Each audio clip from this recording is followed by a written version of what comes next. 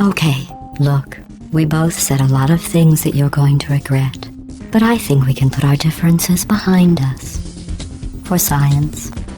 You monster.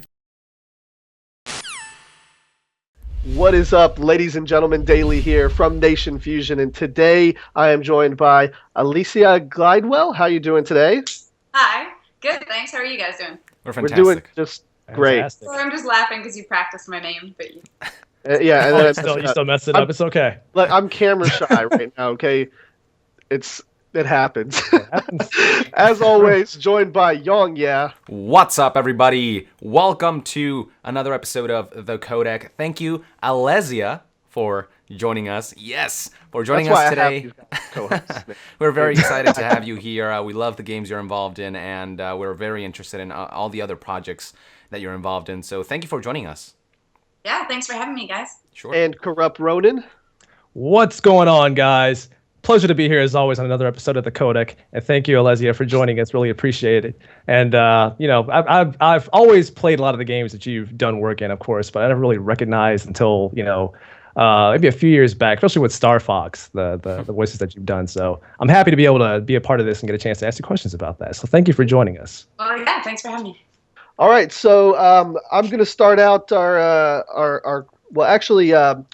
is going to start out our line of questioning today, since we like to do our rotations like that. So, Yong, your first question. Yeah, sure. So, for our first question...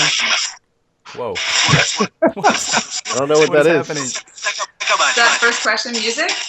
Oh. I think that's coming from you. That's from me, right? Yeah, it's coming from your side. No! Oh, God. Sorry. Hold. Let me see. I don't know. Our first question is not normally music, so... Oh, man. I'm so sorry, guys. Mixing it up in this show, that's how it works. So, for my first question, I would just like to talk about just who you are. From what I hear, you're very culturally diverse. So can you tell us a bit about yourself? Who is Alesia Glidewell? Well, Alesia Glidewell is, yes, I am culturally diverse. I was born in Hawaii, grew up kind of all over the world, Saudi Arabia, Peru, Mexico City, Brazil, Alabama, all of it. Alabama. Boston, in my heart. I've dabbled in many things throughout my life, from snake breeding to, wow, I don't know. Yeah, okay. I can't remember anything else. But, filmmaking and stuff like that. So, yeah, sure. I've been around, traveled a little bit, and now I'm in LA. Awesome. So. I hear you speak like multiple languages? Yeah, I speak Spanish, Italian, and Portuguese. But not perfectly by any means. It's like I can get there, I can, do my thing and stuff, but I can't really convince anyone I'm exactly from those countries, but I try. So, ¿hablas español? Sí, claro que sí que hablo. Wow, tienes un muy buen acento. Sí, hablas muy bien. Gracias. Like this special, is it Portuguese? Oh, no, that was Spanish. Special Spanish episode of the Codec. Yeah, all in Spanish, guys. I'm learning Italian, so maybe one day I'll be able to say something that you understand. So, well, thank you for that answer. My question is, coming from that background, how did you get into voice acting and starting that kind of career? And how did that lead into something like You Kick Ass and then into, film and production? Tell us how did that work? What's your coming up story? Well, let's see. When I was in high school, I worked at a TV production studio, and I was definitely into filmmaking. So I was out there making short films and stuff. Mm-hmm.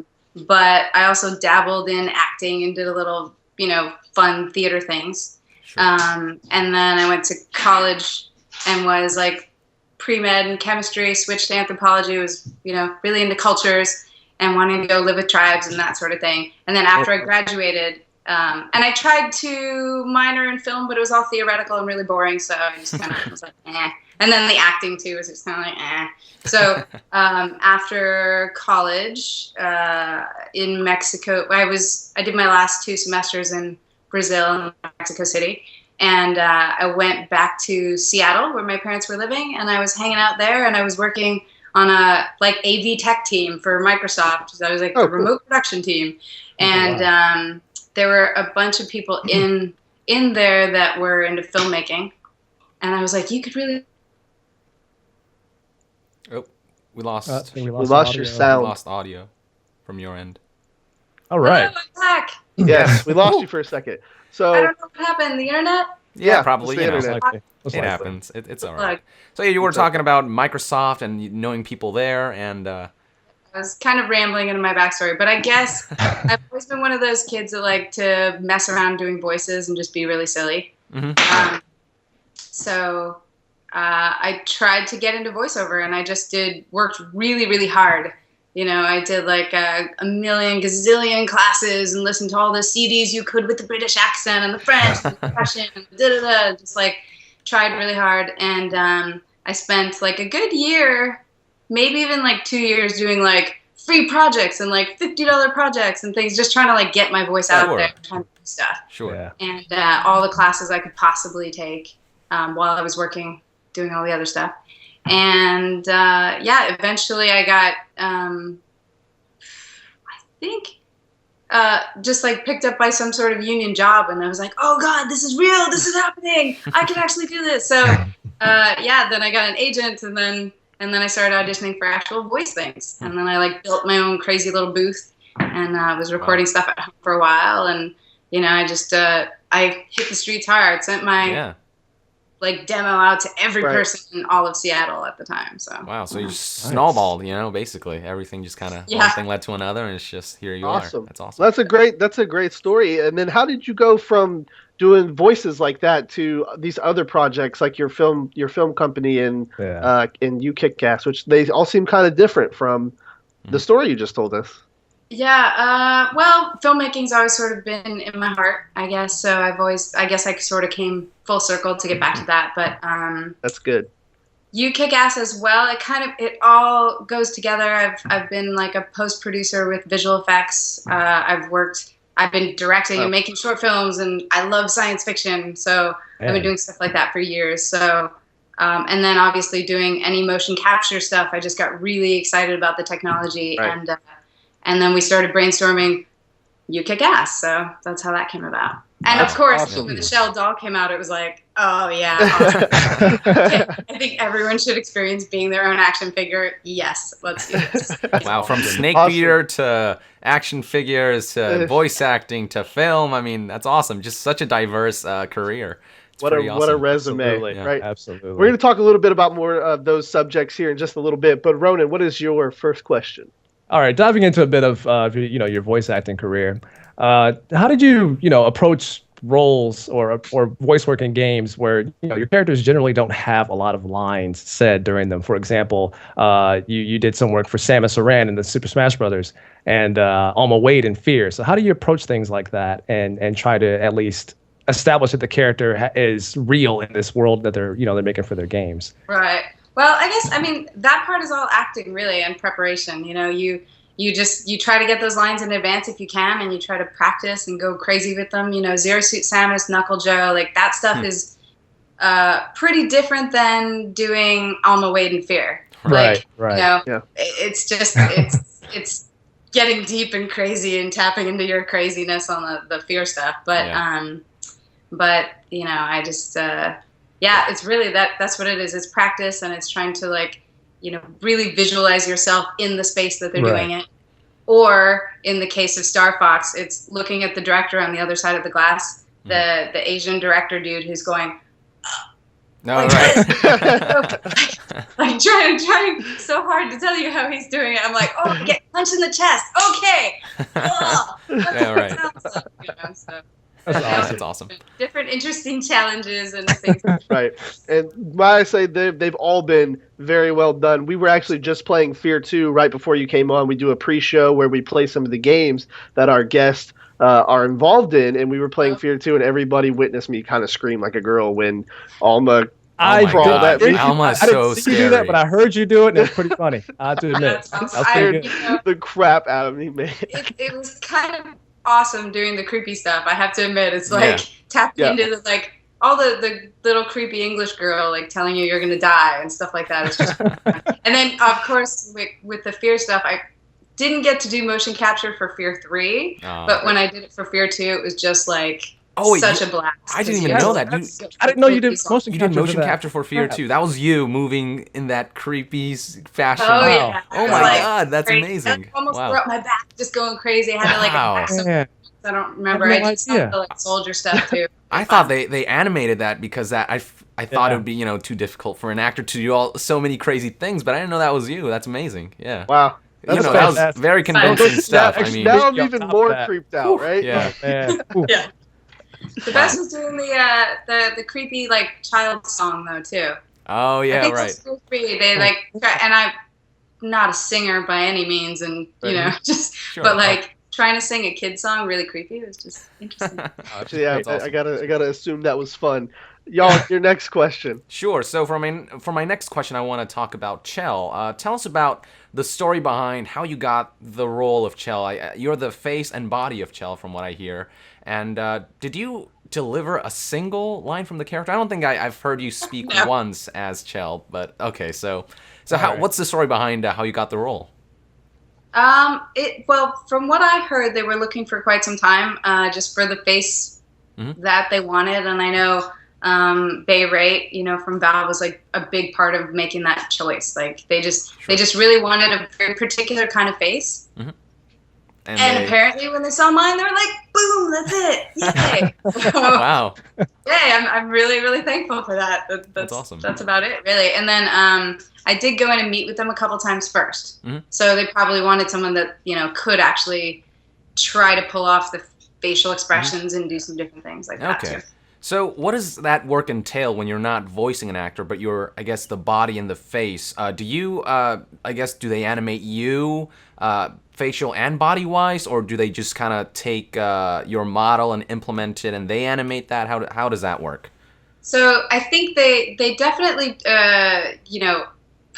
let's see, improved the technology between the first portal and the second. Yeah. The first one, it was essentially photographs, 180 photographs all the way. Or actually, it was 180. It wasn't even 360. Oh, wow. And then they put me in the jumper, and then also did photos. They had things tied around the knees and tied around the ankles and the joints so that you could do sort of so they could see how the joints and things move. Sure. Right. And then they also did the like 11 facial expressions for the facial expression index. Right. Thing. Yep. So you have to like hold your face, just do like all these different expressions and hold it for a really nice long time. That must be good fun. muscle workout for your face. And then the second one, it was a little bit different. They had like, the first one was actually in their offices, and then the second was actually at a studio. Mm-hmm. So it was like perfectly lit, and they put me in a chair, and then they just inched the chair all the way around like this. Oh, okay. So. That's cool. But they also did, I think the facial expression index was for the second one, not for the first. Oh, okay. I think the first literally just photos. They tried out facial expressions. Mm-hmm. They were testing to see what worked. And sure. Yeah. I think what they do is turn it into clay first and then put it back into the computer, like they did with golf. Yeah. I'm not exactly sure the total process, but yeah. No, the first game, I think it was more of almost like a demo, like here is what could be. And then the second one, they were like, okay, so this is something that people want, and then they really fleshed everything out. They had a more, I guess, a deeper story, a deeper everything, and the technology as well.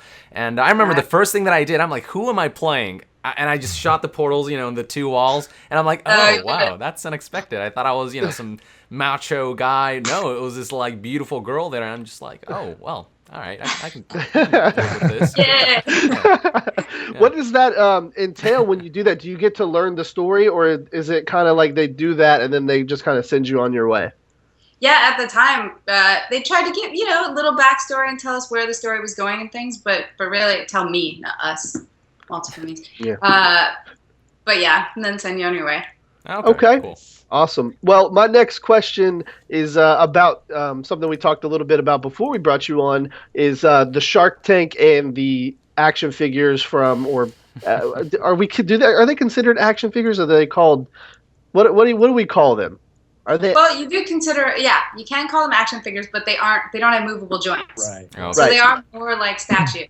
Yeah, in sure. the current iteration, like this, version 1, they're definitely more like statues. So yeah. All right. Well, the audience is probably wondering what I'm talking about. But as we mentioned earlier, she's part of an organization or a company called You Kick Ass, which takes a picture of your face, you upload it to their website, and then they 3D print that and put it on any number of different action hero bodies. They've got different body styles, different body types, and they've got different poses with different colors and capes and all sorts of crazy stuff. And I believe, speaking to some of the people that work with her, we're actually going to be giving one of those away at the end of the show here.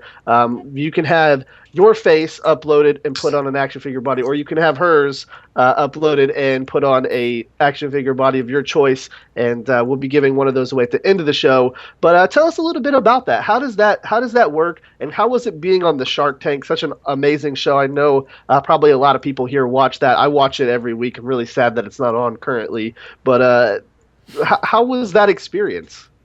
It was pretty wild. It was very intense and very scary. I was in the middle of shooting.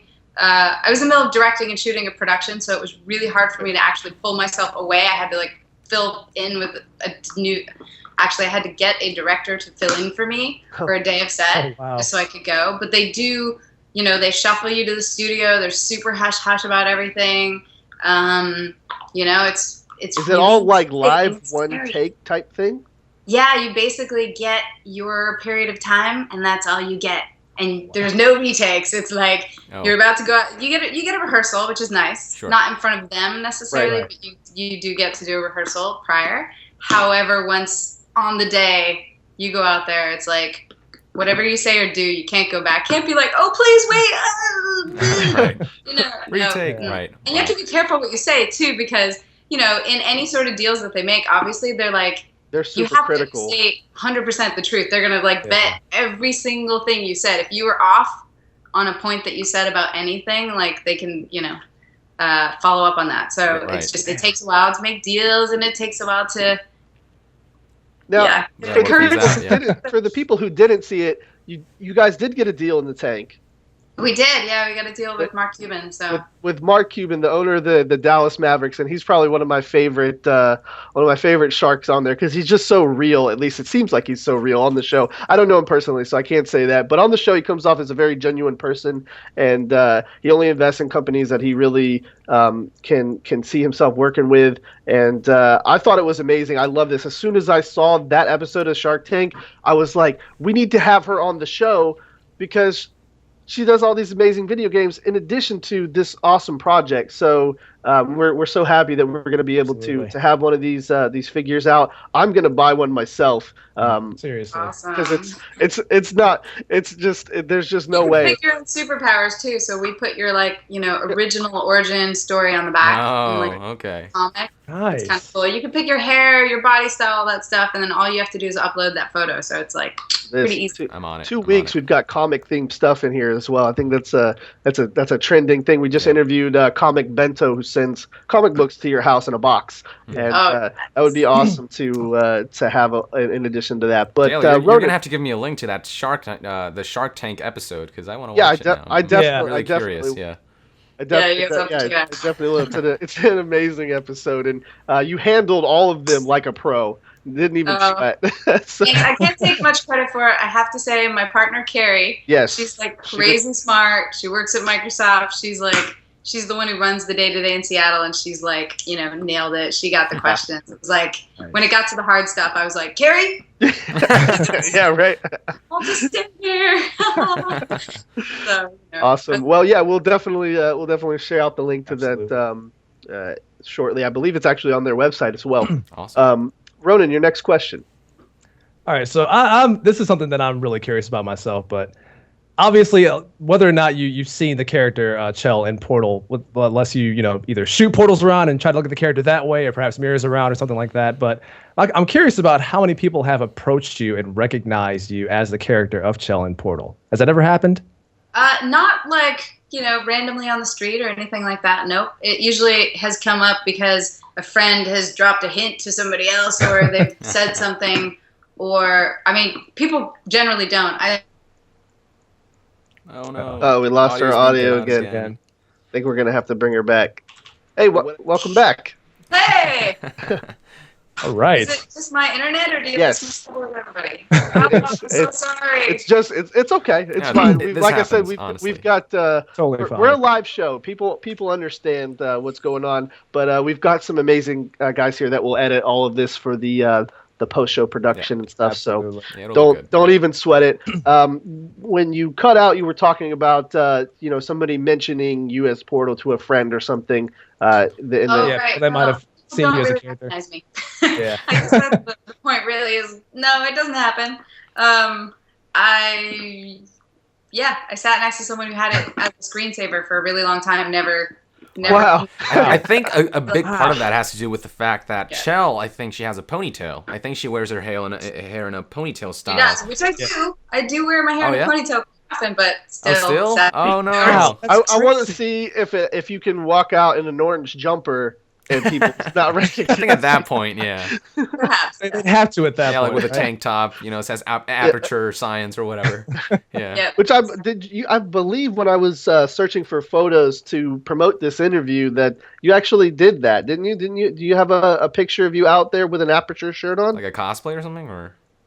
I've never actually done cosplay. Oh, Unless wow. a fan must have had a field day in Photoshop because it looks real. It looks just Really? like you. Yeah, it looks like one of your like you did a like a photo shoot in an Aperture Science like shirt and with some effects on it. So that's crazy. Whoever made that piece of art, congratulations to that Kudos. guy. I've only done it once. I've actually only dressed up once. So. Oh, yeah? Yeah. They As totally Chell? Yeah. Oh, cool. Yeah. that was for Do you have It's any a wild- pictures or that you can share with the fans? No, not right now. Like, Oh, all right. yeah, it was really wild. It was like, oh my god. I look just like her. And I had to, basically go to a bathroom mirror, like look in the mirror, like shooting the portal into 2 walls or something. It was hilarious. I was just like, wow, that's cool. That's awesome. amazing. Ronan, did you have another part to that question, or was Oh, that... no, that was it for that. All right, perfect. So my next question is, how did you pick up this kind of working relationship that you have with Steam? We know, according to our email, which an addendum to the crowd here, she was Zoey in the original Left 4 Dead up until a certain point. I guess according to her, the game was shipped out to another company, and they actually replaced some of the voice actors and stuff for the game.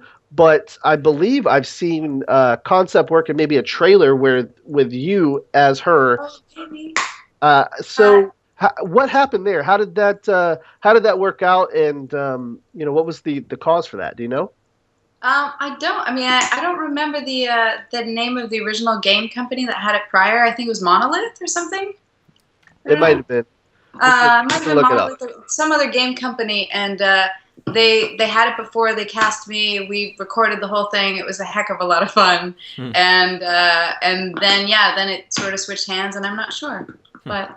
Okay. Well, that's disappointing. We're hoping to see you in some different titles, and we had some people who, like I said, knew that you were the original Zoey, and I know some of them are joining us here today. So some avid Left 4 Dead players in the community that I know. For sure. So what could have been there was definitely fun. But now that you've worked with Valve and Steam on the Portal games, do you have any information or anything about maybe any upcoming titles that you might be in? No. No? And even then, Yeah. Dude, I couldn't say. Yeah, Yeah, it's Portal exactly. 3, Portal 3. Half-Life Yep. 3 confirmed. 2.5. Is there any game titles that you're currently working on that you can speak about? Nope. Nope. There Oh, isn't. wow. And just to be totally honest, you guys, I don't really work a whole lot in games anymore. Okay. At voice, I don't do a lot of voice stuff anymore since I moved to LA, and Sure. I got crazy busy on the filmmaking side and stuff. So And then I kick love it, ass but and- I'm not out there like actively practicing and pursuing, Yeah. which would Sure. still be awesome fun because I do love those games. But Yeah, hopefully Right. we'll see We you back understand. Okay. in something Yeah. down the future. Yeah, Yes. definitely. Well, we would love, like I said, to see you return in some of the different roles, even maybe in a new F.E.A.R game or something like that. But that was it for my question. Yong, your next Yeah, question. sure. Speaking of F.E.A.R, I would like to talk a bit about Alma Wade. Just tell us a bit about how you got the role. Was it something that they approached you, or did you read? Did you hear about the character and you were like, yeah, I got to do this? What's the story behind that? I wish it worked like that, because Okay. every character was like really excited about it. I'd be like, oh, I gotta do that. You just gotta have it. Right. No, I auditioned. Yeah, it was one of those things that comes through the agent. You know, they send a bunch of auditions, and all the other agents in town send their favorite people too. Right. And you know, I'm glad I won out. So. Yeah, that's awesome. That's awesome. What exactly draws you to this character? What made you say, yeah, sure, I'll audition to this? Well, just the love of doing voice work, period. You know, Okay. just especially anything game related is just the most exciting, fun Sure. thing ever. But yeah, like doing something really creepy like that was really amazing Sure. and fun. You know, and they really did like a lot of backstory. Mhm. Like Yeah. they developed a really dynamic character there. It's Yeah. like, you know, the amount of layers to Alma Wade is pretty Yeah. impressive. Her backstory is like a huge part of just the overall story. Like, Yeah. like Yeah. discovering her past, that's a huge part of it. And yeah, it was really cool to see that throughout the F.E.A.R games. I haven't played Yeah, F.E.A.R they 3, really- but We're gonna talk about that shortly. yeah. Oh boy, We're here gonna we talk, go. we're gonna talk Spoiler about that a little time. bit. Yeah. We were just saying that you know, F.E.A.R and F.E.A.R 2 have been like, there hasn't been any sci-fi or excuse me, horror first-person shooters like that since F.E.A.R 2 came out. I There's agree. just nothing that kind of captures that with the cast of people that you voice act with in the game, you yourself included. It just was really, really scary and creepy, and everything nowadays is just bland and washed out, and it just doesn't feel as good as F.E.A.R 2 and 3. There's a great question there, Yong. Did you have anything else to add to it? F.E.A.R 4, that's a nice 360 VR version. No, There you go. no. V.R is becoming big, you know, and it's gonna be big in the coming few years, and that'd be great. Yeah, for It sure. would be F and then 4 and then A.R. You know, or Yeah. F.E.A.R. Can't. F.E.A.R. Can't. There we go. I They did can't. I F3 can't. A.R. You're So le- now you're le- you know. What, But I'm bummed. Yeah, He's but here then- all day. Yeah, there we go. Yeah, it's an Can't. irony Lead to speak. design that. Yeah. Ronan, what was what was your next question? All right, I lost track of my question after that. Hold on a sec. All right, so a common thing that I like to do during these interviews when we have our guests is I like to, ask them about the characters that they play in specific games, and generally what their opinions are of that character. So my question here is, in your own words, how would you describe Alma Wade as a character? And would you like to see her story continue in perhaps future F.E.A.R games like we were just talking about? A deeply tortured soul. Oh, that's great. No, sounds about right. That sounds about right. Yeah. I don't know. I mean, just like an incredibly smart and Oh yeah. evil and strategic, deeply tortured soul. I think For sure. that pretty much says it for me. Yeah. Absolutely. That's Actually, great. with a nice sense of humor. She really likes Nice to play with people. That's true. Oh, yeah. It's That's- very oh, yeah. dark sense of humor, but I Oh, totally yeah. know what you mean. Yeah. All right, She's probably having a field day every time she's, Oh, yeah. ripping people's guts out and Loves stuff it. like that. Yeah. Every second of it. Yeah. I don't know. Everybody knows this question was coming. And I don't know how much you have, how much you're into games or how much you've played. I know Yong had a question about that shortly. So I guess, for your next question, we can cover that. But my question is, do you know about the fan response between F.E.A.R 2 and F.E.A.R 3? I don't. I'm so curious. Okay. I saw that question in the All thread right. and I was like, what The is big thing is F.E.A.R 2 was amazing. People loved that game. F.E.A.R 1 was amazing. People loved that game. F.E.A.R 3 was terrible. Was literally the worst F.E.A.R game that has ever been put out there. They Well- changed up all of the gameplay mechanics. Yeah. It's not necessarily anything that has to do with you as a voice actor or a lot of the crew that was on the voice acting cast for that actually did a fairly good job. Yeah, But the yeah. game was buggy, it was almost unplayable, and it was not fun whatsoever. And I was curious if you had heard anything about that, or if you know why the change in shift. Was there a new production staff or different people in charge back within, or was it the same people from 2 working with you? No, it's definitely different people. Okay. But there's always different people between the games, even, I mean, generally.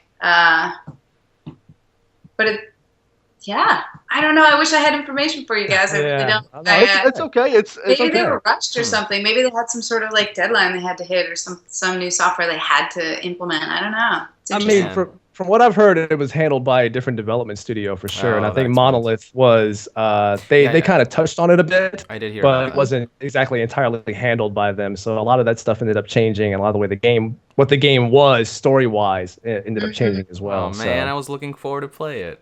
Yeah. Well, I mean, I'll play it anyway because well, first of all, I got to hear what Alesia has next for Alma. I mean, I just I got to get creeped out by her, but right. No, I don't know. They should bring me back. F.E.A.R. We'll do a virtual reality 360 version. Yeah. We'll put you on the little, what is it, the treadmill thing? Yeah. The treadmill. Yeah, I've seen that thing. Yeah, no. Put you on that. You'll be totally freaked out first. But in regards to F.E.A.R 3, granted people didn't like it. How did you enjoy doing something with better technology than F.E.A.R 2? And how was it working on a game like that in its final installment, at least to date? Well, I guess technology-wise, there wasn't anything new or different for me since I didn't do motion capture for F.E.A.R 3. Was there a reason why they didn't need you to do that? Sorry? Was there a reason why they didn't want you to do that? I don't know. No, I don't think there was a reason. It's probably just the way they were designing it. Most of the motion capture stuff that I did was all in Seattle. Okay. So when you move to LA, there's just a whole different group or troupe of actors that are physical actors that just do that, and that's probably that's the reason. But yeah, the technology was the same, just voice acting, microphones and things. But I don't know. Okay. Well, thank you for that. We appreciate it. Ever.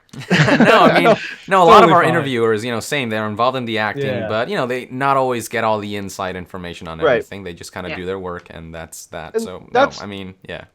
That's really the point of our show, though, is, you don't have to have the best answers. We're not looking for that. We want you to be honest, and we want you to, say what you know, what you can talk about, and that's what the fans really appreciate is, getting to hear their favorite voice actor stories and what they're involved in and stuff. So totally okay. And their dogs, listening to their dogs. Yeah, absolutely. Definitely, I have to say that Valve is just overall an amazing company. Yeah. I mean, I'm not talking about F.E.A.R, but I'm talking about, working with Valve whenever I do. They're excited to bring you in on anything. Like, they came to Los Angeles and did a presentation when Steam came out on the, at the USC Cinematic Arts Division and stuff like that, and they invite me. Like, they're not to be a part of it, but just to come watch. Like, that's cool. Yeah. They're cool. They really invite people into their world. Mm-hmm. Yeah. So it's not just voice acting and walking out the door. If you're interested and you want to know more, they're they're real supportive. So that's good. That's awesome. Great. Considering because in the gaming industry, at least, people consider Valve to be kind of a black box, so to speak, where you don't really know what's going on or what's left on the inside. So it's interesting to hear that from somebody who's exclusive club card. Yeah. Well, Yong, your next question. Sure, my next question to you, and this is something that a lot of people are curious about, is: are you a gamer? How many of the games that you've started in have you played? And if you have played your games, what other games are you into? If you're a gamer. Yeah. So actually, I love games and I am a gamer, but I don't play games that often. Okay. Because when I do, I tend to just get sucked into that world and do nothing else. All of this pizza and Chinese food, and I don't. Female version of Paul Eide. I know what you know. Yeah. That's why I'm really excited about more virtual reality stuff, so I can actually be active. Because otherwise, I will just sit on my couch and do nothing and just play. I mean, I think I did Resident Evil 2 back in the day, 20 hours straight. One time. Yeah. And I really like first-person shooters and House of the Dead and Resident Evil, kind of older. Mm-hmm. I'm a little old school when it comes to stuff like that. Yeah. Oh, that's okay. Yeah. I try a lot of the Red Dead Redemption. There's all these really rad games, and I just love the worlds. Mm-hmm. But I actually am a little. Oh no! Oh no! Not again! Not again! Hi, you would think I have better technology, but I've never had trouble like this before. But then I don't again, I do not Skype a lot. Sure. It's no, okay. yeah, that's like no I said, problem. it's perfectly fine. So you were talking about the Red Dead Redemption. Oh, right. Okay, so I played Mod Nation, Dead Space. I don't know. I played Army of Two. Like I played, a variety of other types of games. I like anything that's really scary and has lots of zombies or like shooting and stuff. Sure. I did play a really rad game on my Wii like a few years back that had like a sword and a gun and things like that. Red Steel. Red Steel. Red Steel. Yeah, Yeah. Red Steel. I love that game. Fun. But in general, I have to go old school sometimes with the games because I'm just I'm still uncoordinated. Yeah, the controls it's in this day and age, it's a lot more complex than it was before. So I totally get where you're coming from. Do you play any games, nowadays that the ones that came out recently, maybe some of the ones there, or any games that you play now that? Oh yeah, what? There's that really good one. Oh my God, Left for Yeah, the Ellen Page one. I can't. Oh, remember. Last of Us. Last of Us. Yeah. Yeah. Wait, Ellen Page one? No, it just looks like her. It's actually not her, which is crazy. Right. Unless you're talking about it looks exactly like her. Lost She Soul, actually was upset about it. I don't know if you guys there was a lot of did controversy. There's a about game that. she's actually in though. What is it called? Yes. Twin Right. Souls. Beyond Two Souls, I believe. Beyond Two Souls. That one. Yeah. Is it Is it about a ghost or is it about like a post-apocalyptic thing? I don't know. Like it tends to change, I guess. No, the one that you're playing, is it post-apocalyptic or is it like about a ghost and is it like an interactive No, it's story? post-apocalyptic. It's the one with Troy Baker. Okay. It's Last of Us. Yeah, it is Last of Us. Oh, okay. Yeah, that's not Ellen Page. She looks like her though. A lot of people. Yeah, Exactly she like really does though. Yeah. Yeah, that's probably the most recent one I played, and then there was like another one that was crazy, like film noir type thing that was kind of LA awesome. Noire, I believe. Not Ellen. No, Oh. it was something else. I can't remember. Okay. I'm really bad with the It's names. a noir style game. Yeah, it was. Okay. It was a noir style game with like crazy talking turtles who smoke cigars and like whatever. And you can. I don't know. I'm gonna We're have to gonna look that find up. Yeah. We're gonna find that game. Okay, I'll look it up after too. But I think that's a refreshing because with the last probably 5 or 6 guests that we've interviewed they're not gamers. Like we've interviewed some big game voice Names, actors yeah. and they just don't play. So that's amazing that you've played a lot of the games that we've played and even obviously some more that we've never heard of. So. I was really into Baldur's Gate back in the day. Oh, That was, that's like, a great. wow. That was my fantastic first. That game. was my first game. I was. Oh, really? I think I was like 10 when that came out. Wow, times. really? Yeah.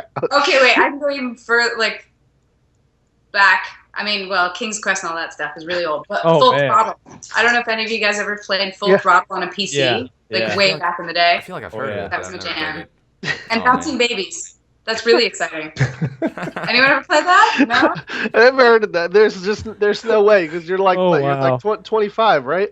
Oh yeah, plus a little, a decade or two, Yong, did you have any other parts for that question, No, sir? that's it. Yeah, no, it's good to know Awesome. that you play a lot of the games that we play. That's really cool. But I don't actually play. I have to admit, I don't really play the games that I did because I'm a crazy critical person, and every time I hear my voice, like, oh my god, Yeah. like Sly Cooper just killed me. I was Oh, like, every time I heard myself, I was like, oh no, I can't play. I was like crazy critical stuff, So The technology back then definitely wasn't, as good as it is today. So I'm sure it's okay. Like, Yeah, no, a lot of people enjoyed it though, and but I know what you mean. I hear Sly my own Cooper voice was and awesome. I can't stand Oh yeah, it. absolutely. Like I do upload YouTube videos, and when I have to watch them while I edit them, I'm like, why do I have to do this? Yeah, but yeah, it is what it is. All right. Well, we're getting close here to the end of the interview. We've got a few minutes left. So, Ronan, what is your next question? All right, so this question it goes along into the films and writing and stuff like that. So, not a lot of people get a chance to see their stories or rather their visions come to life on the big screen, for example. So, would you say that film and directing and writing, for example, was that something that you aspired to do since day one, or was gaming part of your aspirations to get into at some point in your life as well? film, definitely. Yeah. Film. Even when I was a little kid, I made like Gumby meets Barbie. Like I literally put titles on it and shit. I was like, Oh, that's great. That's how it I begins. Feature length film coming soon. Oh, yeah, wow. exactly. I was I love film. I love everything. And I do have to say, I actually am starting to dig YouTube a lot better than, for example, my feature film that I directed probably will never, ever, ever get seen even like 1/10 the amount of times as any of the videos I've done for work. Like, I've been running a YouTube channel for the past couple of years for a brand, for F.E.A.R called I Love Makeup. But it's been really fun because I get to work with all these crazy YouTubers, and I've created all these really fun shows, like a spy show and all this stuff. But that stuff is going to get seen so much more than any movie I can make right now. Yeah. But hopefully in the future that'll change, and I can just make a movie, you know, that people see. Right, yeah. We're gonna. All right, so this is what we'll do. We got David Hayter coming on next week, so we're gonna put you in touch with David Hayter. He's a screenwriter and film producer. So you guys are gonna make the best movie in the world. You're gonna make the alternative Metal Gear Solid movie, because the one that's coming out right now looks terrible. So far. Whoa! So far. There's no I went information. back and did some research on the guy that we talked about, the director of that, and all of his movies are bad. Oh, dear. They're all bad. All right. They're all bad. Sorry, guys. There's a movie right now that's gonna be cool. It's a world tour documentary about. Do you know the chick Superwoman who's on YouTube? That's her name? Yeah, her name is Superwoman, Lily Singh, and she's on a world tour, and she's amazing. Well, we're definitely going to check her out now. For sure. Definitely going to check her out. For sure. She's the best, yeah. So. Have you ever thought about doing any of the movies that you've done and then releasing them on YouTube? Is that not an option? Maybe in the future, yeah, for sure. Okay. Oh, cool. Yeah, definitely. My first movie was just traditional style, like trying to get it, you know, in all the traditional ways. So, but that wasn't my baby, anyways. Like, one day when I come out with a big, rad sci-fi movie, that's gonna be my baby. Like, you'll know. That's my heart. Do you have anything like in mind already, like a script that you're kind of writing out, anything like that? I do. I have pages and pages of notes and things on this like world that I really want to build one day. Cool. So it's amazing. Hopefully, I'll get there. Yeah, hopefully maybe it'll be a video life. game someday. Yeah. Yes. Maybe a video game. Or both, a film and a video game. Exactly. Yeah. There you go. Yeah. So thank you so much for that, Ronan. Great questions. Yong, we're going to let you take it. I know you got some community questions. Yeah. We're running short on time here, so I'm going to hand it over to you and let you go through your last question and your community questions. And then she has some things that she'd like to talk about at the end of the interview as well. So Yong, take it away, sir. Yeah, sure. So this next question kind of dives into dark territory. So if you feel a bit uncomfortable with this, you can go ahead and skip it. But I want to talk about... Okay. I want to talk about F.E.A.R 2's ending. Do you remember what happens there in F.E.A.R 2's ending? Oh, I don't remember. What happens? What happens? Well, give you a brief synopsis. Yeah. So. Right. Like rape. Right. Something. Yeah, pretty much. Right, pretty something much. along those lines. So I just wanted to ask you about that. I don't think anyone was quite expecting anything like that. I was playing the game, I remember, and I was watching this thing unfold, and I'm like, is she? Nah, no. But, and then right after that happens, she turns around. There's this little scene. She turns around, and she's pregnant. And I'm like, oh, no. Which is you. Yeah. Now that we know that you did the motion capture. So I've got to ask. A lot of people were shocked, but when... the game was in development. How did they, how did they approach you about the implications of that scene? How did you go about approaching that scene? And when did you become aware that such a scene existed throughout the game's development? You just read the script and you make your decision whether or not you want to do a job, and you're just like, all right, cool, I can get behind this crazy. This is crazy. I'm in. It's sometimes it's a little bit fun to do something a little bit edgy and crazy. So yeah. Sure.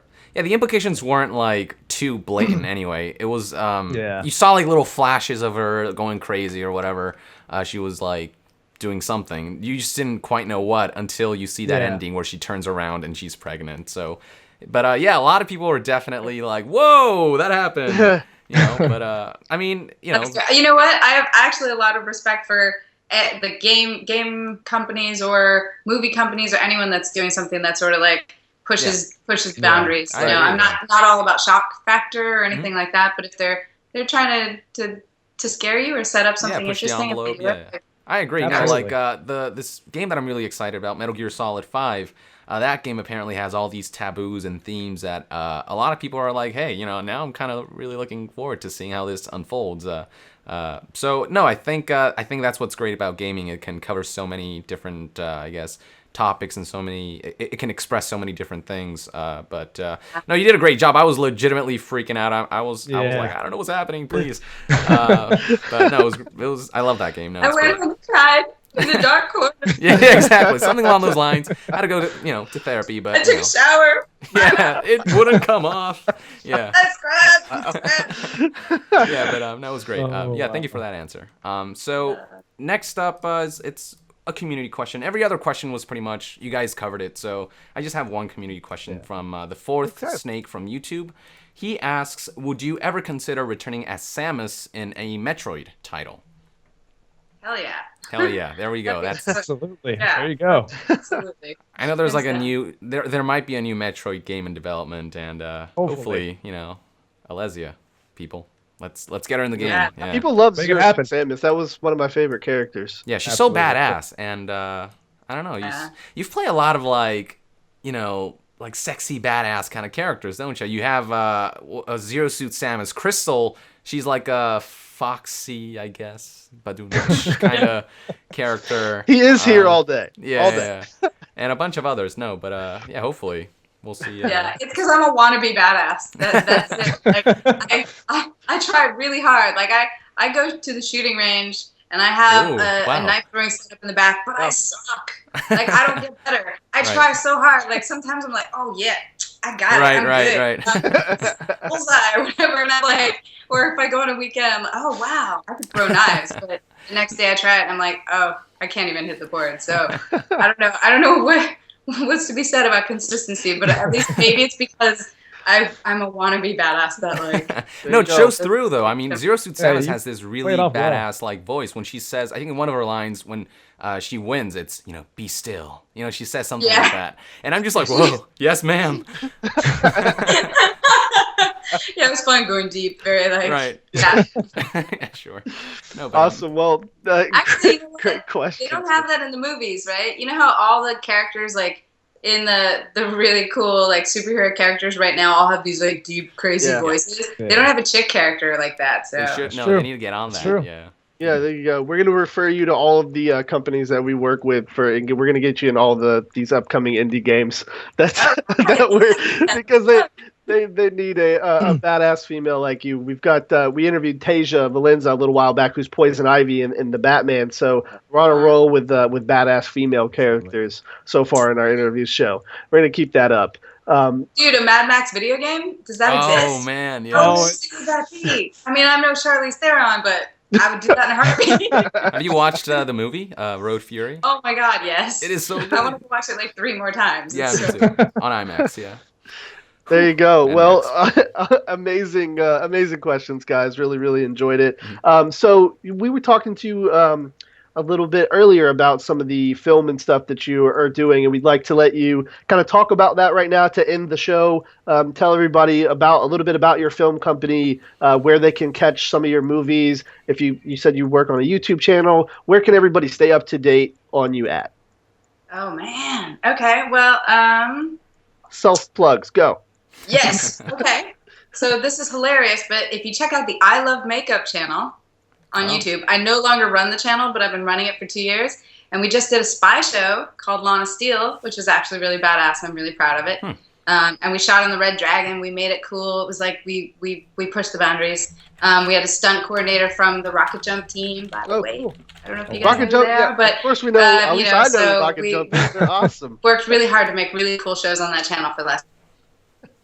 I hope I didn't bore you guys to death. No, you're fine. You cut out, so. I know. Yeah, all right, but so let's last time we saw you were talking about. And yeah, I'm doing some cool stuff for a company called Astronauts Wanted. So yeah, I guess check them out. Check out lanasteele.com. That's my baby. And Tube's Hottest, I did that. But yeah, I don't know. Future. I have a YouTube channel. It's Snag Buddy. Snag Buddy. And I've only used it in the past to put like short films and things that I've done, but hopefully in the future, maybe I'll start putting out some pieces of things I'm doing. So. Feature-length films, maybe. We'll see. Awesome. That. Well, make sure you guys check that out. And before we go, tell us a little bit about what Snag Buddy is. What is this company, and what are some projects that you guys are currently working on that you're allowed to talk about? Well, so Snag Buddy is actually the name of my film company, just because I used to bring home crazy strangers all the time when I was a kid because we moved around a lot. So that's why it's called Snag Buddy. But yeah, it's just me. It's just me in any project that I work on, and that's just the name I have for Twitter and Instagram and everything else. So there follow her. Say what? I was telling the viewers to follow you. Oh yeah, please do. Absolutely. But Snag Buddy. The only thing in the works right now for Snag Buddy is me trying to keep writing the sci-fi and get there on that. But the other thing is going to be a movie by Astronauts Wanted called The Trip to Unicorn Island. That's going to be about the Lily Singh Superwoman gal who's amazing, and she's huge on YouTube. So if you look her up, you'll know she's cool. But that's my next project right now, and then I'm working in development and stuff for Sony Music. So I'm just doing a bunch of really fun things, and hopefully you'll see some more cool stuff from me in the future. Awesome. Well, I'm sure we all look forward to seeing that. Thank you so much for joining us. To close out, the last thing that we're going to have you do is something we talked about before you came on. We're going to have you give the camera here a really annoyed and frustrated look, and we're going to have GLaDOS insult you at the beginning of this at the beginning of the video for the intro. This is post-production, people, by the way. Yeah. It's not going to happen right now. It's not going to happen right now, but everybody viewing, obviously, Yong, they know your channel. They're going to go watch this recap on your channel, and I believe they're going to enjoy that. Did you have anything else, Yong, that you wanted to ask from her or anything like that? I'm good, yeah. And Ronan, you? All good? I'm good. All right. Please go to You Kick Ass. Yes, definitely. Yes. The chat should have some links being posted throughout there. So we're actually going to do a drawing for that after you leave, and then we're going to email you the winner. So we look forward to that. All right, so really annoyed, frustrated look. Okay, this is going to be really hard. GLaDOS just insulted you. She said that you're overweight. She says that many times. For science. That's perfect. Yeah, that's amazing.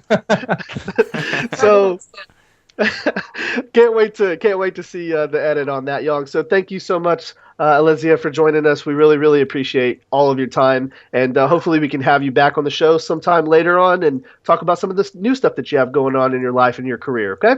Thank you. Appreciate it. Bye. All right. Bye. See you next time. Bye. Bye. There you have it, ladies and gentlemen. Alesia Glidewell. What an amazing guest! Yeah, absolutely. She was awesome. Yeah.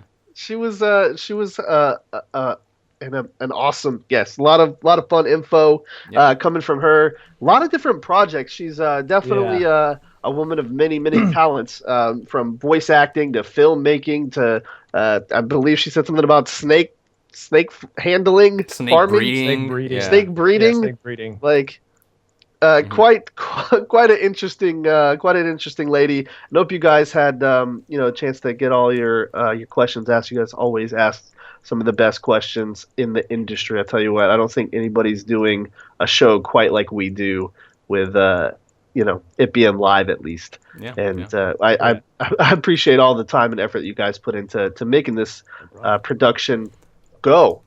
It's all about you guys. It's all about the guests. It's all about the fans. I'm just the humble host. Nothing special for me. But Yong, thoughts on the interview? Did you get everything that you wanted asked? Did you have a good time? Yeah, absolutely. I hope to see her in more games. I didn't know a lot of the things that I for example, the F.E.A.R 2. I didn't know she did the motion capture. I didn't know either. Actually, me neither. And that's amazing because that. I thought, they totally had to animate that, themselves. Right. I mean, who can move like that, But she freaking nailed it. I was like she was in one of those one of those horror movies, like the Ring or something. Right, you know what I mean? She made some crazy contortionist type movements. Right. And it definitely scared the hell out of me too.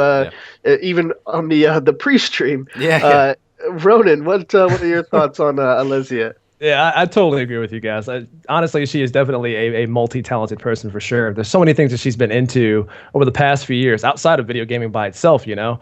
Yeah. And it was surprising to hear like the things she said about Valve, for example, because like I said, you know, Valve is kind of a mystery on the inside. Nobody really knows what's going on the inside when it comes to Valve or what their next project is, for example, which is why the whole Half-Life 3 thing is continuously happening to this day. Yeah. But besides that point, it was nice to hear that when they bring people on for projects, they treat them well, and that was nice I think that's refreshing as well. Yeah. I'm have said a few times on some of my videos that, like you said, Valve is more or less a black box, and you need a special key to get in there, and once you get in there, you're not allowed to talk about anything. So. It was definitely cool to speak to her, and she's been in some awesome games. Like I said, I hope that she's in some more. Kind of disappointing with F.E.A.R 3, but as I said, also the voice work in there was still solid. Absolutely. So Alesia did Alma let me down for F.E.A.R 3. Yes. Okay. Yeah. She had some good material. Like she had a lot there, a lot of dialogue. Yeah, she had a decent amount. It wasn't terribly too much. I believe it was mostly through like flashback type stuff, and there was flashbacks and some of her her appearances and stuff like that throughout the game. I mean, she didn't say a whole hell of a lot, and that's mostly because her presence in the game was mostly supposed to be there to strike fear into the player, for example, which it does well. But there wasn't too much to that, but for what she did really well. The thing is, Yong, is F.E.A.R 3 does this weird thing where you switch from playing the military guy to the brother. to playing the brother, I guess the psychic, whatever. Yeah, exactly. Yeah. Psychomantis, a fear, whatever you want to call it. So yeah, I mean, there's obviously some work there, but the gameplay itself, it's really the mechanics that were bad. It wasn't really necessarily anything the voice actors did or anything like that. It didn't feel good anymore. It felt like they were trying to go for a Call of Duty type game with hot swapping from that era of Battlefield 2. It just came out and there was that weird hot swap where you can swap between characters. But there wasn't too much of her in that one either, I don't think. Outside of the pre-rendered cutscenes, but outside of that, there wasn't too much of Alma in that one at all. Right. So a little disappointing there on the title, but still solid work from Alesia everywhere else. And like you guys said, I'm excited to see what she has in her future. So for the post-show, guys, we talked pre-show about Fallout 4. Post-show's not going to be too long. I'm sure you guys are busy today, Yong especially, with all of the stuff that's got to be done for these Fallout 4 analysis. And Ronan, I know 3 days from now we got the MGS5 preview. Damn flood. Oh yeah, that's what we're going to talk about here in the post-show. Gotta keep it Metal Gear related for all of our returning Metal Gear fans. So, there's been some information released recently. I've chosen not to read too much of it. I've seen when the article pops up, there's little clips of the article that you could see. That's all I've seen. I don't really want to read or dive too much into it until the 9th. But what do you guys think about this upcoming Metal Gear information? Do you guys think we're going to see any story spoilers? Because I saw on the thing, the magazine cover or whatever that's been uploaded or talked about, that there was supposed to be some spoilers about something in there. I don't exactly know what it is, but it said spoilers ahead on it. And like I said, I don't want to click on it. I don't want to read it. I'm trying to stay kind of isolated from it so that I we can talk about it on our show coming up. But what do you guys think we're going to see from that? And then are we going to see Metal Gear at E3? We still haven't heard any announcements about it at whatsoever. Last E3 they announced there was going to be a trailer. They said there was going to be some gameplay. They showed Kojima's editing board and all that kind of stuff. We haven't got any of that, and E3 is in a week. So Yong, we'll start with you. Well, first of all, when it comes to E3, man, that's a good question. I think we'll see like a trailer, and then that's it. I don't think we'll see a guy come on. I don't think we'll see Kojima come on and start presenting anything or anything crazy like that. Is it going to be a gameplay or an actual trailer? Maybe. I think they will. There might be a gameplay booth. I feel like at this point, I mean, if the MGS5 preview happened, the game is playable. It's in a playable state for even the audiences. So, and I'm actually heading to E3 for not the press conferences, but for the post stuff, where you can go to the booths and play the games. So hopefully, man, if that's there, I'm going to be on that all 3 days straight. Make sure you have a GoPro and record. Yeah, GoPro, hidden GoPro. Wear like a hat, like one of those cone hats. Nobody will suspect a thing. I'm sure if it's on the press floor that you'll be able to record it. Yeah, they might have a direct feed for that. Yeah, so I hope that you get to play that. Yeah, there, seriously. But because that would be amazing. Yeah, no, same. I agree. But for the MGS5 preview stuff, I did read some of the stuff that was leaked, I suppose. And what I'm doing is I'm waiting for the 9th to get all the information and compile it all in like one video instead of giving you guys like a million videos of separate information. So that's my goal. But from what I've read, I mean, there isn't a terrible amount of spoilers. It's stuff that either you've already assumed or stuff that's already been made public, but now it's expanded upon. And mostly they talk about gameplay. They don't really talk about story. I mean, they talk a bit about the intro.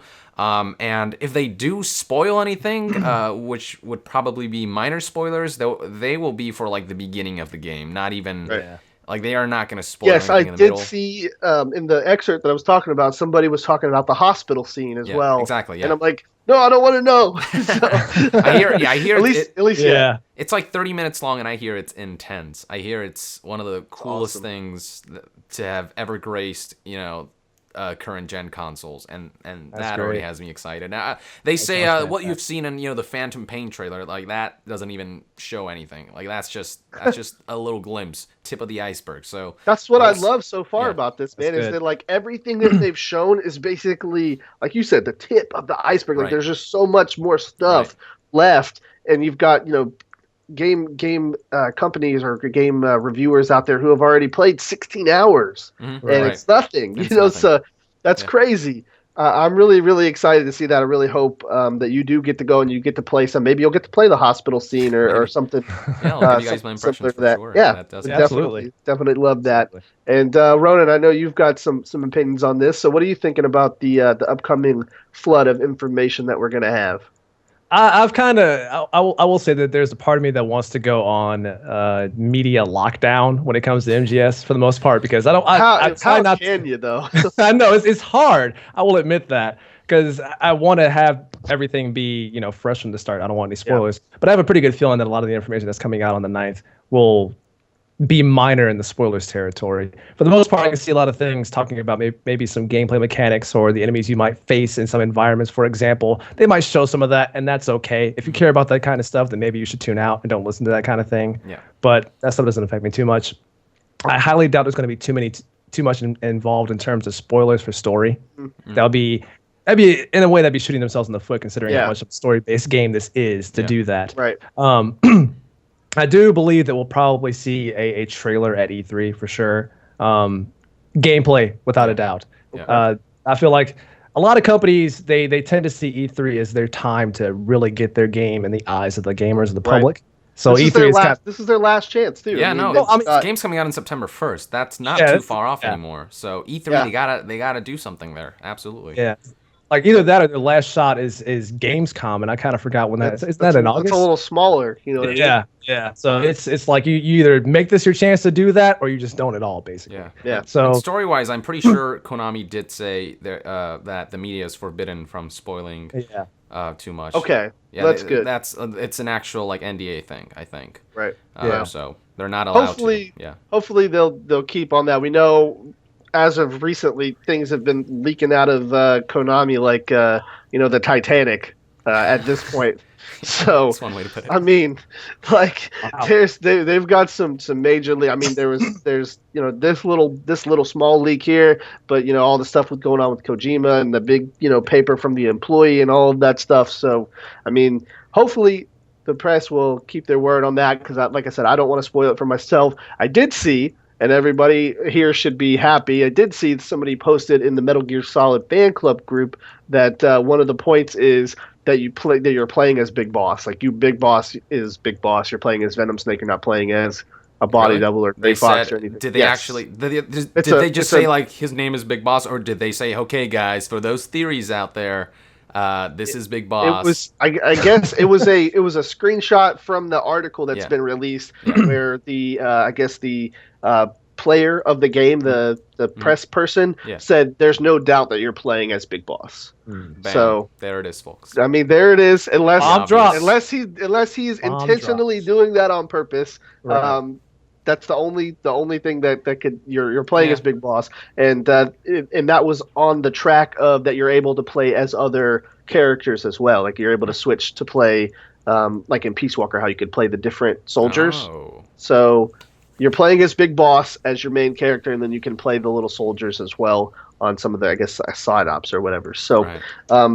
That's pretty much to rest. Yeah. Boom. Close that book. Yeah. Don't open it again, because if you open it again, they're opening it again. Come on. You know they will. You know they will. It is that's very true. So hopefully we'll have some amazing news for you guys. I know Yong's going to be creating the videos probably day of as they come out. But if you guys catch the Codec next week on the 12th, we're going to be talking about a lot of his theory videos and stuff like that, as well as expressing our own. I know Ronan has his theories are always really grounded. I kind of go the crazy route, and Yong does both. Yong likes to cover his thoughts and theories, and then he likes to talk about some of your guys' thoughts and theories as well. So it should be a great show for all the Metal Gear fans out there next week. We're going to skip a guest, and I guess this will be the end of the show here. So just kind of explain what's going on. We did 2 codecs this week. If you're just tuning in, or you've been tuned in and you missed the intro, we did 2 codecs this week. We did the Impeller Studios interview yesterday, where we talked to the guys at Starfighter Inc., who are building a space game. Pretty cool little project. If you guys have time, go check that out. It's on Kickstarter. It's Starfighter Inc., or you can Google Impeller Studios, and you guys can check that out. It's supposed to be a realistic space combat game with pretty much an ultra-realistic damage model on the spacecraft itself. So if you have time and you like that kind of thing, check it out. Their Kickstarter ends tomorrow, and I believe they're fairly close to getting the goal that they need. So if you guys would like to assist them, some of the people from Crytek, Crisis Series, Mech Warrior, and then the other guy was from the Star Wars TIE Fighter series way back in the day. And Saints Row. So, some talented people over there could definitely use you guys' support if you like that kind of game. And then we did the Codec today, where we talked to Alesia. And so next week we're taking a break from guests. It's just going to be myself, Yong, and Ronan talking about the Metal Gear stuff. And then the following week is we're calling it E-Fusion Week. There's going to be an official announcement on this Monday, but E-Fusion Week is your alternative to E3. If you can't make it to E3, if you want to watch other things that are going on in the gaming community around the E3 event, we're going to have celebrity guests, which include, and this is confirmed, David Hayter, Quentin Flynn, Tasia Valenza, Christopher Randolph, Mark Meir, and I'm gonna not spoil the last one. Right. The last one's fun. So we've got those guests lined up for you. We've got game developers from games like Insurgency, Life is Feudal, State of Decay. There's a bunch of game developers coming to show off their games. They're going to do some exclusive reveals just for you guys over here at Hitbox and just for the E-Fusion event, because they're not going to E3. So we're going to have tons of those games. We have game companies coming, SteelSeries, Core Gaming Vests, No Scope Glasses. Hitbox is going to be making an appearance on here with some of their staff members. BattleBox, a lot of gaming and gear-related companies coming on as well. We're going to have giveaways from all of the companies. We're going to have interviews. We're going to have YouTube celebrities like Yong is going to try to make an appearance to talk with us and actually get interviewed himself. He's always here interviewing people, and we're like to take this week in E-Fusion and talk to Yong about his work and how he got where he is today and some of the things that he's involved in. And I know you guys would love to hear that. We don't know which day yet because, as Yong said, he's going to E3, so we're going to schedule around him. Whenever he has time, he'll come on and talk with us. And if he can't make it, then maybe we'll schedule it for that Saturday or something like that. We'll make it work for you guys. Don't worry. We'll figure all that out. But so we've got guests, games, gear, celebrities, and giveaways all planned for you guys for this E-Fusion week. Anybody here watching now has a heads up on what's going on because we haven't made the official announcement yet. And the last thing is we will be giving away the David Hayter autographs during that week as well. So this is your last week to become a subscriber. If you're a subscriber, you have a chance to win this particular autographed poster from David Hayter, and then we'll hold another giveaway after that between myself, Yong, and Ronan. We'll discuss it, how we'll give away the other one. So we've got tons of stuff lined up for you guys. It's going to be an amazing next couple weeks, and I'm really, really excited. Wow, that was a mouthful. Yep, sure was. Woo! Yeah. A lot of cool stuff. So yeah, we've got all that stuff planned for you guys. So the last thing that we're going to do today, and I know everybody's, like I said, we got to go. We're going to hold a giveaway for the action figure for that Alesia talked about during her interview. We're going to host it probably for the next, 30 minutes or so. So after the stream's over, you'll still have a chance to win it. We're going to put up a question in the chat. Myself and the co-host are going to talk about that after we go offline. The question is going to pop up in the chat, so make sure you stay tuned. Don't leave yet. And one random person from that chat will get a chance to win an action figure. You can either get your face uploaded and put on the body, or you can have Alesia do hers, and you can have kind of like a Chell superhero if you want. So there is that for you guys. I hope everyone's excited. Ronan, final thoughts, goodbyes. Oh man, this interview was. I had a lot of fun with this interview for the past couple of days. Now we've had fun with these interviews, and getting a chance to talk to the face behind Chell and Portal was awesome. Always it was fantastic, and I really appreciate that. And she was really nice and down to earth about a lot of her responses, and really animated during some of the parts where she cut out very expression and the Skype call. Oh yeah, lots of expressions. And I'm excited to talk about the stuff coming up with Metal Gear and eFusion Week, which I'm going to try my best to be there for most of. And like I mentioned yesterday, I am in talks with another game developer as well for an interview coming up. I want to say we're probably going to do that sometime after E3. That way they can talk about their experiences with E3 and getting their game promoted. This is on your podcast, right? Yeah, this is on my podcast called Ninja Stars Not Included, which we do every Sunday. Well, for the most part, every Sunday. But we'll have that set up pretty soon. I'll be announcing a date and schedule for that.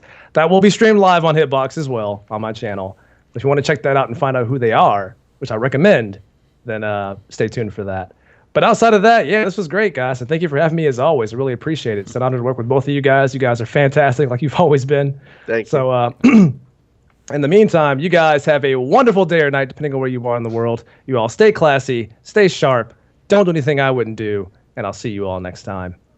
Thank you, Ronan. Make sure you guys check Ronan out, www.hitbox.tv/corruptronan. Make sure you kill me with that www thing. You need it. It's important. If you don't put it in the YouTube description, it doesn't link stuff. Okay, so you need the www. All right, it's important. Don't ever forget about the World Wide Web. Make sure you check him out on all his social media and stuff, man. He's an amazing streamer, and he hosts a great podcast. I love listening to it. It's hilarious. And a lot of fun topics talked about over there, and some of the unique stuff too. It's not stuff that you don't necessarily hear on the Codec or at some of these other podcasts that are around the Hitbox channels. Ronan has a pretty unique one. It's pretty fun. If you like anime, you might want to check it out. And if you don't, then you don't want to check it. If you're Asian, go check him out. Right here, yeah. And as always, guys, Yong, making a guest appearance here. Such an awesome co-host, man. I love having you on these shows. I'm glad. Yeah, thank you. So your final thoughts and goodbyes. Yeah. Thank you for tuning in, folks. I had a great time. A lot of good insight from Alesia about what goes on behind the scenes with Valve and with F.E.A.R. and all that good stuff. And it was a genuine pleasure. Again, for all things Metal Gear and Fallout now, because that came out of nowhere. Stay tuned. All things gaming related. Yeah, all things gaming related. Stay tuned right here on, or right there, I guess, on Yong. And yeah, thanks for tuning in. I'll see you guys next time. Yong out. All right, ladies and gentlemen, that is the show. As I said, please stick around. Giveaway coming to you right now. Enjoy the music. Enjoy the tunes. Going to run a quick commercial break, and I'll be right back with you. These two guys are going to go off and enjoy the rest of their days. Yong's probably going to put about 8 more videos. So I will see you guys here in just a little bit. Stay tuned for the giveaway. I'll be right back after this commercial break.